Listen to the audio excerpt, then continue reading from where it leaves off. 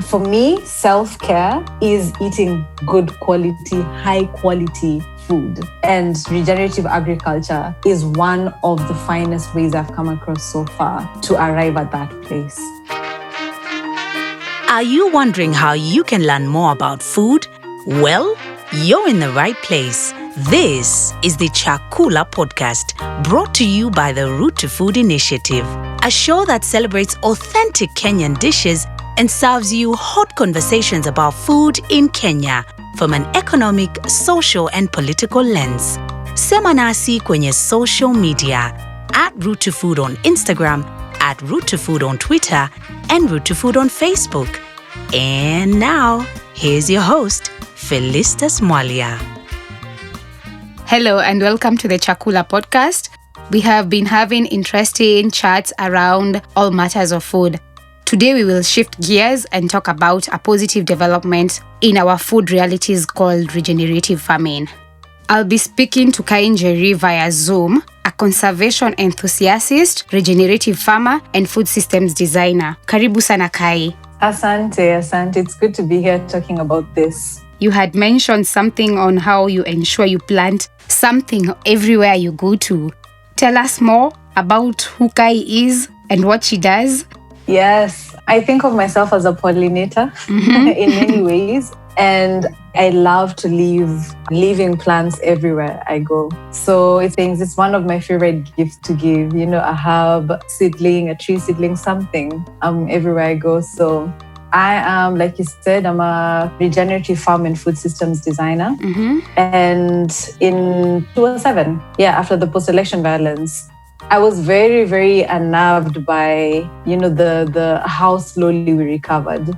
And we went to several IDP camps and just the state of things there. And it's not sustainable to wait for food to come from Lord knows where, Yeah. You have no sense of the quality of the food. So I just kept wondering what can be done? What is sustainable? How do we recover from such tragedy quickly? And what is the relationship between thriving biodiversity and our capacity to provide ourselves with high quality nourishment? And so with that, over time, the answers have just started to come. I've had a chance to be part of several farms and study in different farms. One of them last year, for 2 months, I spent some time on the Big Island in Hawaii, also studying this. And so it's just been like life just opened up all of these pathways for me, to answer these questions. And so now I do that. I plant seeds everywhere I go. And I offer this as a service, to anyone who's wanting to work on their backyard, work on their balcony, work on their 1 acre, 2 acres, 10 acres. I think I should try that as well. Perhaps, and perhaps you could tell us what regenerative means to you.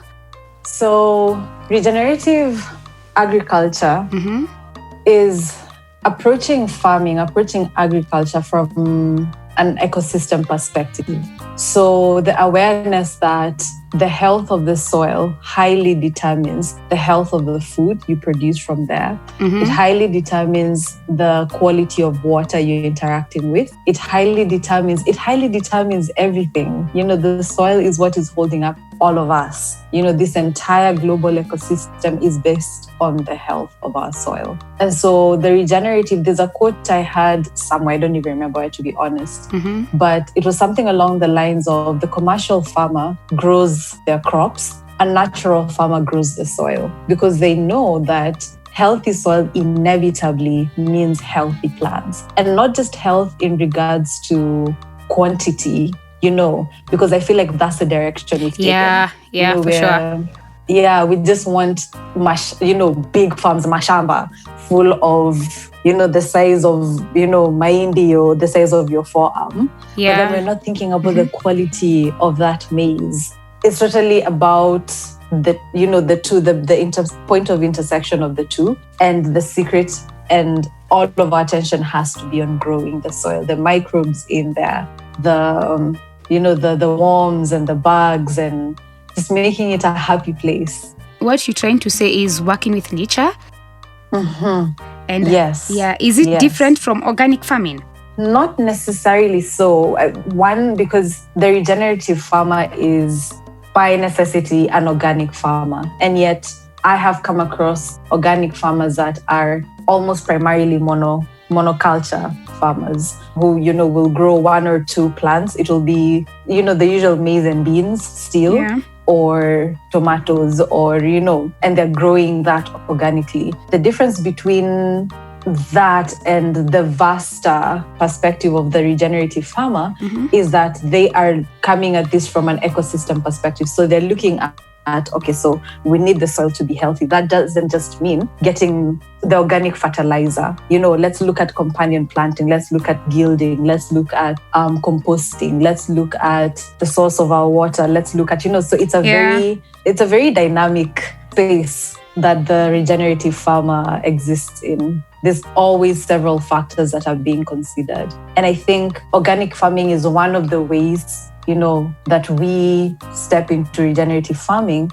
And yet regenerative farming is this huge umbrella. So in your view, how critical and beneficial are regenerative practices like minimal disturbance and composting to a farm's yields? They are highly, highly critical because they are huge. They are part of what determines regenerative perspective, in the farming agriculture field. So for instance, you look at the way that we till the land now, and I'll give you a very simple example. Just walk out and find the near of soil, like a patch of land, and just dig it with a stick. So the moment you dig soil, just you with your hands. If you're lucky enough and the soil is fertile enough to have an earthworm or two, the first thing the earthworm will try to do is bore its way back into the soil. If that doesn't happen, then what happens is that it dies. And that's what happens when we expose a lot of the microbes and the creatures living in the soil. Through tilling, we kill them. And so ideally, we're touching the soil very little. We're just playing with the topsoil. There is a huge movement right now on no-till, where you just sink the seed into the soil. Composting is another one. One of the things that I do when I go into a space, like even in my own house, I have two waste buckets. One is for, makaratasi and non-biodegradable stuff. And then all of my kitchen organic waste goes into one bucket. And there's a bigger tank outside that I put all of that in. And I've already started harvesting like the organic waste juice, and I use that on my little garden. And what that does is that it brings back the microbes, into the soil. It recultures the soil and just increases the soil's fertility. So there's so many practices within regenerative agriculture that we have lost over time that are highly critical to our soils, to a farm's yield. And again, it all goes back to the soil. The soil is healthy and happy, it's going to be beautiful yields. Kai, you've mentioned something about the earthworms. What is the relationship between biodiversity and people's access to high quality foods for now and the future? Yeah, so biodiversity, I will come at this from the perspective of food forests and start at, if you walk into a forest, you notice, there's no one tending to forests. They're just naturally existing. And forests are the most fertile spaces on earth.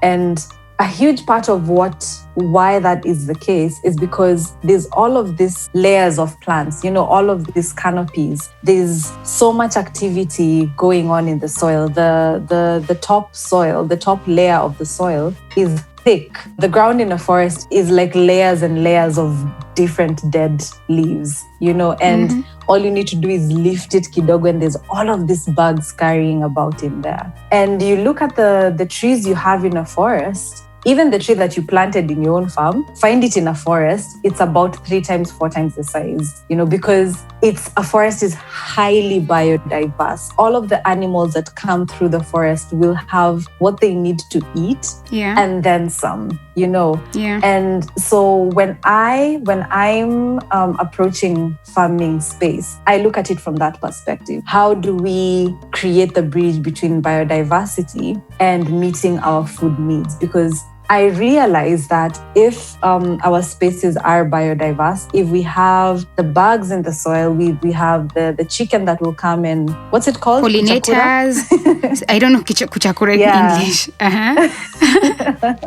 I'm trying to find the English word. Yeah, if you have the one plant that's providing ground cover and the other one providing shade, and the other one dropping its leaves to mulch, to mulch the ground, then it's a very rich space, and each of these organisms, each of these creatures has their space within the ecosystem, and therefore it thrives. It's constantly regenerating. The death life cycle is very potent, and therefore ensuring that there's a very rich sense of abundance and thrive in that space. Now imagine having farms that are based on, are established based on such principles. Then imagine the human being as one more animal, eating from that farm. You're getting the best quality. There's no time you'll go into your farm and come out without food. Yeah. So I think because of diversity on the farm as well. Yes, totally. And then the other thing is, it's always going to be something different. You're never going to just be coming out with maize or just coming out with beans. You look at a regenerative farmer's farm, now a farmer that's practicing like monoculture, their plates are very different. The regenerative farmer's plate looks like a rainbow. And we're told, if you want to eat healthy, eat the rainbow. It's going to be pumpkin today, it's going to be banana tomorrow, it's going to be something else. And none of this you're buying. You tended to the soil yourself. And so there's also like an energetic relationship with the farm. Yeah. Maybe you can go in depth and tell us the difference between regenerative farming and the current form of farming that we are currently practicing right now. Yeah. Okay. So what we have for the most part right now is monoculture. So you have your typical maize and beans. That's like my best example.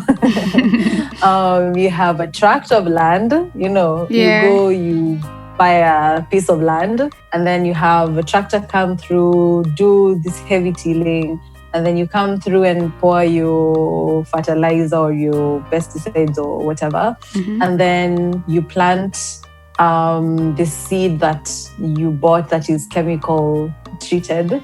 And then the rest of the time is spent, worrying about this weed and the other, and looking for more chemicals to apply on the land so that this weed does not, quote unquote weed. A few days ago, I was watching something and I don't know his name perfectly well. He's called Gabe something. He practices regenerative farming. And he was saying when he used to practice industrial farming, every day he used to wake up thinking of killing something in the farm. And it was so devastating for him. Exactly. Yeah. Exactly. And that is, I love the way you've put it, and I like the way he put it. Yeah. That, the modern farmer spends more time thinking of what they're going to be killing next than, what he'll be getting. What they'll be giving, resourcing life to. Oh, yeah. That's actually a better word to use. Yeah. And it's a pretty insane place to be coming from and just tending to crops. So, and a huge difference between what we have now in, like mainstream farming methods is that, and like I said earlier with the quotes that I shared, the modern farmer practicing, industrial farming is for the most part focused on growing the crop. The regenerative farmer is focused on growing the soil. And then there's also all the chemical use. And then one of the things that all of my friends know, all of my friends, they use the word weeds around me and they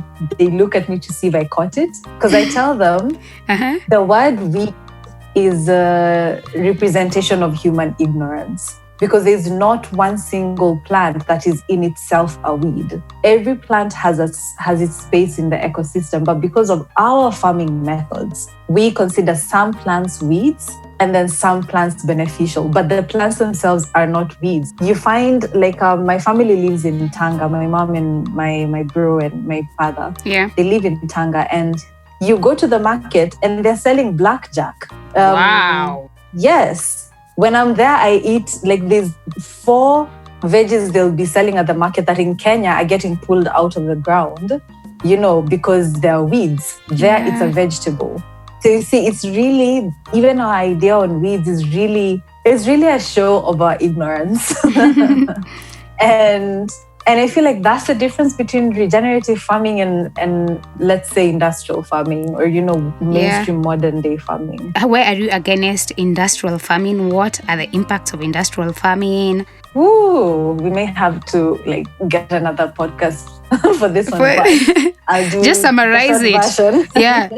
So one, all of the dependency on chemicals. Mm-hmm.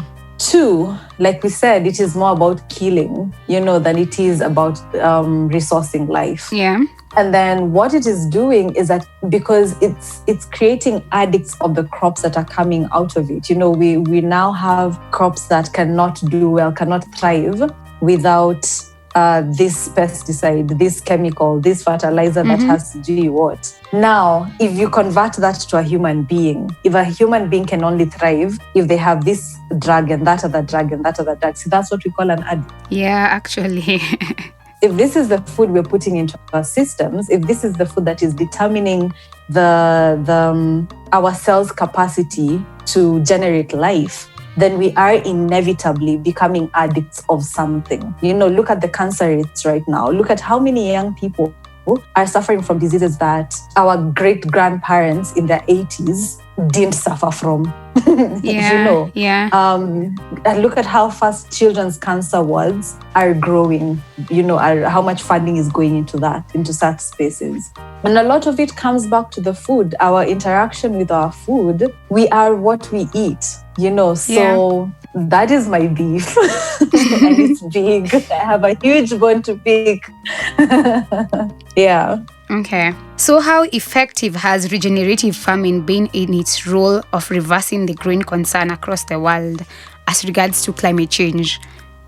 I can speak for the potential because this is also a movement that's, taking root. It's been there. It's been happening for a long, long time. But there's something about the current state of things in the world that's sort of jolting people into, awareness of regenerative agriculture. And so I know in the next 10 years, we will have, better numbers to work with. Right now, though, I know of deserts in India, spaces that previously were deserts. And because of regenerative agriculture, they're totally productive lands. And while I may not have figures on, what's happening around that, I know that there is great potential. I have been in spaces and watched them convert, from monoculture or primarily, 2-3 plants growing there into thriving food forests. Where I am right now, actually, as I'm talking, is a space that when the woman that founded this is called Tiriji Eco Center, when she got this land, when she started to steward it, it was complete rock. Now you come here and it's a food forest. Wow.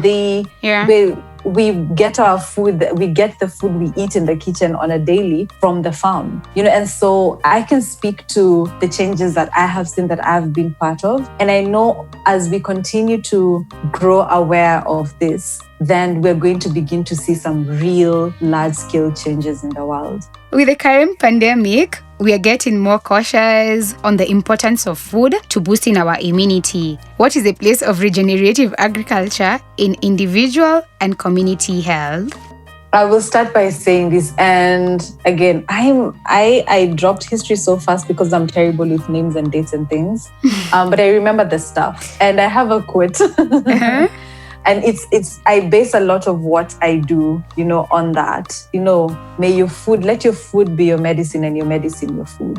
And going back to what we just said about, creating addicts, now regenerative farming, regenerative agriculture flips that script. So if you are eating high quality, if you're building your body based on high quality nourishment, then inevitably your visits to the doctor, are way, way less. And one of the things that I've noticed, like I've gotten into this conversation with several of my mama bloggers. I go buy lemons, and right now I can't find fully ripe, juicy lemons almost anywhere, because since COVID, everybody is taking ginger and lemon tea, ginger, lemon, honey tea, dawa, And so there's no lemon in the market. There are no lemons in the market. So what they're doing, they're harvesting immature lemons. Yes. So they're harvesting a lot of immature lemons and bringing them to the market. So you try to do that rolling thing. It's not what there's no juice. And that shows you that we know these things. Somewhere in there, we do know these things. And the way I see it, when one part of the ecosystem is thriving, then it inevitably impacts, its immediate ecosystem, and that ripples out and continues to ripple out and continues to ripple out. When one organism in the ecosystem is ailing, it affects those around it, unless those around it are strong enough to return it back to its state of health. So when you look at it from that perspective, if I'm healthy, if I'm growing my 3, 4, 5 vegetables out here, and every time I come visit you, for instance, I come with some ginger, or I come with some yummy, good tomatoes, and every time you want tomatoes, I'm the one you holler at, then inevitably, you see, we've already started to transact based on health, based on medicine. And so my health, my one step towards thrive based on the food that I'm eating, it just inevitably will affect the next person, my loved one, my friend, my family. Someone will be touched by my action. And that is the power that, regenerative farming and really any idea has to impact the individual, the first, its place of origin, and then the next person that they interact with. And now with COVID, one of the things that happened, because COVID really served to expose the gaps in our food system. You look at Nairobi, at the time that this broke loose, I lived in Limuru, and where we were, couldn't go into Nairobi, there was a barricade, and couldn't go past Limuru, there was a barricade. So we're in this weird middle section there. And one of the things I observed was food shortages in the city, because who's growing food in the CBD, who's growing food in Nairobi? There's very few people, if at all. Nairobi depends on food from outside of Nairobi to thrive. So you look at that and you realize, in a situation such as this, where there's barricades, where access is limited, the people who are cut off from the farmlands are going to suffer. But what if outside up on my balcony, I have, a couple of plants I'm tending to? That's where I get my vegetable from. If I have amaranth and you have tomatoes and our next door neighbor has something else, we can trade and share. And that increases our resilience. I feel like COVID just tested resilience. Our systems are not resilient at all. I was just reading something. It was still on Gabe. He was saying, it's funny how we think farming with pesticides and fertilizers makes food more healthy. But at the end of the day, if you use more fertilizers, trying to fix nitrogen in the soil, you end up losing the benefits from the plants. Yeah, I hear what you're saying. And just to add something onto that, it's one of the major downfalls, I feel, of modern science, the modern scientific method. The modern scientific method is highly reductionist. So we identify this plant, we only want this one thing in it. But then what we don't realize is that nature doesn't work like that. Nature doesn't work in isolation. We can't isolate that one component and imagine that we have all of what comes with that. Yes, it helps. It's helped us get some of the medicine that we have, some of the cutting edge medicine that we have. But a lot of the times, this one molecule, its operation and capacity is highly dependent on this other molecule over here and this other molecule over here. And it's the same thing with what you're saying. that we're trying to isolate nitrogen, and fix it as a chemical in the soil. Whereas we could, kama ni mahindi unapanda, grow beans, grow, if it's grow nitrogen fixing plants. Because with that, you're probably going to get way more than just the nitrogen fixing. You're probably actually even more nutritious food. Exactly. Yeah. You're also going to get ground cover, so the soil is healthier. You're going to get a variety of mulching material. So again, the soil is healthier. So I see what you're saying and I agree. How has the profit motive shaped regenerative farming, and does a kind of farming provide a financially viable means of earning an income? Yes, I get this question quite a lot, actually. So I'm glad that you've thrown it in here. And so one of the things that I say about regenerative farming is it invites us into a mind shift around commerce, around, agro business. And with this, the first invitation is, as the farmer, shiba kwanza. You and yours, shiba kwanza. I like that. Because how many farmers do you know? Seriously, how many farmers do you know? I've come across this idea of the starving farmer, of the hungry farmer, and it's obscene because your typical farmer is planting maize and beans to sell so that they can get money to go buy vegetables, to go buy food. Do you see how that's warped? Yeah. Mm-hmm. But if we have a variety of food coming from my farm, and I have, say, 5 pumpkin plants, 10 okra plants, I have, 15 bean plants, I have X amount of nini. My family only needs 1 pumpkin plant to supply our family's need, only needs 3 okra plants. So everything else is going to be surplus. But by the time we're getting to surplus, tumekula tumeshiba. Yeah. Then now let's trade the surplus. How I wish everyone had, I wish everyone had that motive. Shiba kwanza, alafu fikiria kuuza baadaye. Yeah, because even the price at which you're going to be selling things is going to be very different. I mean, you hear of how much farmers are selling their food for, and it's really obscene. Yenda amehustle, nenda amekopa shamba, anaamka, amechapa, nini. And then you look at the prices that their produce is getting bought at, and it's really, really, there's such a deep sense of injustice. Yeah. And come at this, okay, I'm about to go crazy here. Like this has avocados. They're being bought from the farmer, maximum 10 bob. Zikifika stato maze, you're buying 3 to small avocados, 3 of those to has avocados at $5. Punch. What?